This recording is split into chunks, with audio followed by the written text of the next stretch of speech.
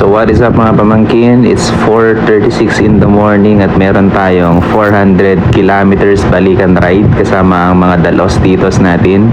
Pupunta tayo sa Blazing Mountain sa Calanasan and itutuloy natin sa Solsona sa Ilocos Norte. Okay, so we're on saddle. So ito yung outlook ng pupuntahan natin. 4 hours and 40 minutes, 167 kilometers hanggang viewpoint ng Mount Kilang. Pero magiging 200 plus kilometers ito kasi pupunta pa tayo diretso sa Solsona sa Ilocos Norte. And we're here in 7 Evelyn. So bibili lang tayo ng tinapay tsaka tubig dito. Okay, ito lang. Ham and cheese.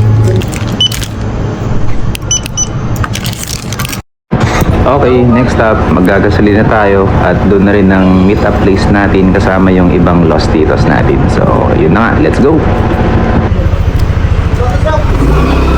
And we're here! So, maggagas na tayo. At wala pa sila.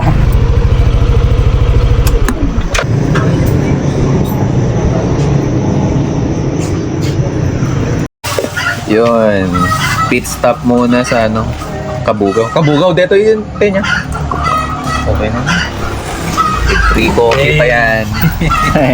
Itam na, bilang ka. Los Titos!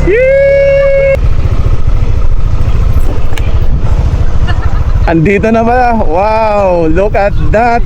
Napakaganda.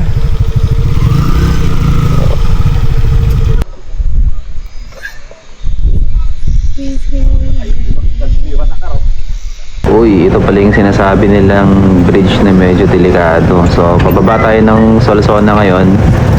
Doon tayo magla-lunch. Maghahanap tayo ng pagkain na may sabaw. Yun, so what's up mga pamangkin? Dito tayo ngayon sa Solsona.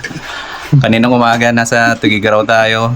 Kaninang mga midday nasa Calanasan. Ngayon nasa ano naman tayo? Solsona sa Ilocos Norte. Pangatlong region natin to ngayong umaga. So kakain tayo. Ayan. Bulalo. That's 180 pesos. Plus rice na 20. Yung mga tito natin. Yan. Yun.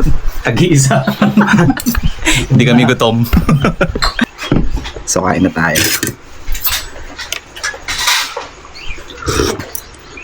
Uy. Solid.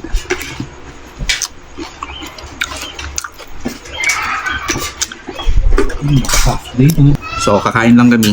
Mamaya ride out na kami, pabalik na kami ng Tuiga. So yun lang, goodbye.